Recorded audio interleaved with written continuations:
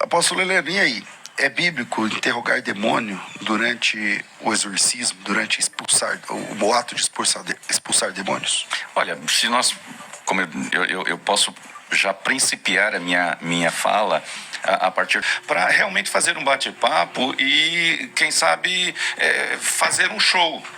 É uma espécie de show, quer dizer, eu tenho o poder de dialogar com os espíritos, então tá aqui, ó, eu sou um mega super blaster, entrevistador de demônios, os demônios se submetem a mim, então é uma maneira de autoexaltação, diferentemente do que nós vemos quando Jesus conversa com o demônio, porque ali havia, não que Jesus não conhecesse, mas eu acredito que a pedagogia de Deus é essa, ele sempre manifesta de alguma maneira com o objetivo de fazer a gente entender que naquele caso ali, por exemplo, não era um demônio, era uma legião. Ok.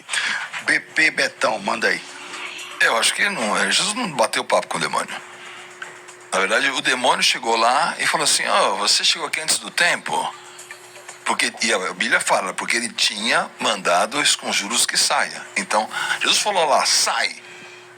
Então, a autoridade de Jesus não sabe bater papo, fazer anamnese. O que ele está fazendo? Anamnese, levantando o demônio que você tem. Vamos levantar teu problema. Você veio da onde? A autoridade de Jesus é inquestionável. Não é necessário bater papo com o demônio. Concordo com a questão. Por que tem que fazer esse show? Não é necessário. Ele não fez isso. O que está na Bíblia, bíblico, é bíblico virar estátua de sal? Tem uma mulher que virou. Você quer virar estátua de sal? Então, colocar o bíblico no sentido do fato também me parece que seja uma coisa muito saudável para entender um assunto.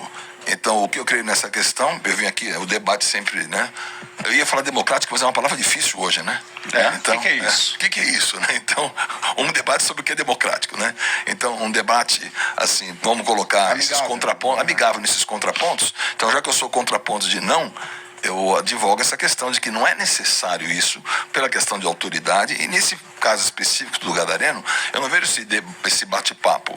Você já expulsou demônios? Vários demônios. Você já conversou com... Não, eles tentaram conversar, mas eu não quis conversa. Eu não quis conversa. Você já expulsou demônios? Já. E já conversou? Não, eu não gasto meu do latim. Tá, não, mas os demônios falam em latim? Eu nem sabia. Eles falam em todas as línguas. Eu estive no Congo, um demônio falando em português. Lá no Congo. Falando em português comigo, porque lá, os demônios daquela região, eles fazem aula. Fazem aula, tem curso. Agora, vamos lá. E aí, você defende que, então, porque você está dizendo assim, tem um fato bíblico, então a partir de então pode.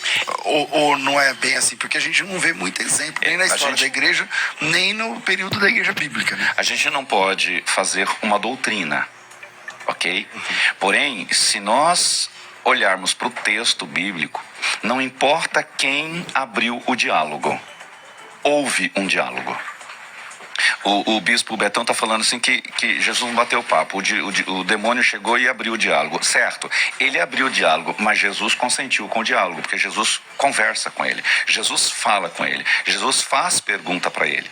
É óbvio que eu volto e concordo com o bispo Betão, e eu acho que qualquer pessoa com sanidade vai saber que não é uma prerrogativa para que todo demônio que você vai expulsar, agora você tem que bater papo. Você tem que saber quem é, você tem que fazer a anamnese dele, como o bispo falou. Não é a questão.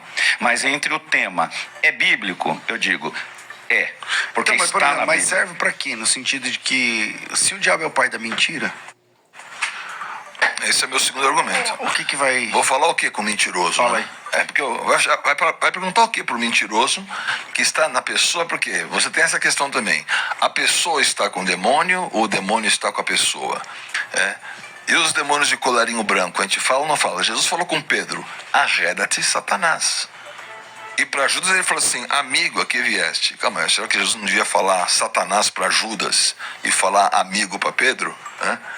Então você vê que o objetivo da questão, o que se levanta um demônio? Jesus, quando foi tentado por Satanás, ele não estava falando com o demônio? Mas o que ele estava fazendo? Ele estava respondendo a palavra. Então acho que a questão de Judas e Pedro é interessante, porque o demônio ele vem para se interpor naquilo que é um propósito de Deus. Então, por que houve a tempestade? A gente prega muito sobre Jesus acalma a tempestade, mas o que acontece No final da questão era, aquela tempestade veio para que ele não chegasse do outro lado da terra dos Gadarenos. Então aquilo já era um prenúncio de um teatro demoníaco para dizer, esse cara não pode chegar aqui. Fez a tempestade, mas ele acalmou a tempestade. Então ele falou com os ventos, falou. Ele ordenou que se acalmassem, ordenou. Ele tem autoridade? Tem, ele vai e expulsa. Chega do outro lado, era já uma situação para impedir aquele demônio tivesse realmente uma libertação. E eu acho que quando ele fala, ele não fala com o demônio, ele fala com a pessoa, para libertá-la do demônio. Então também isso é uma questão importante de você ter uma autoridade sobre os demônios e dizer à pessoa uma direção que essa pessoa vai ter.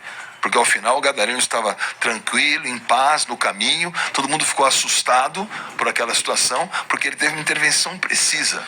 Então bater papo com o demônio, ou ter o que eu quero falar de alguém que é mentiroso e que não quer sair, não tem que fazer, não tem nenhum tipo de comunicação nesse sentido. Deixar para a produção aí para pedir para vocês estão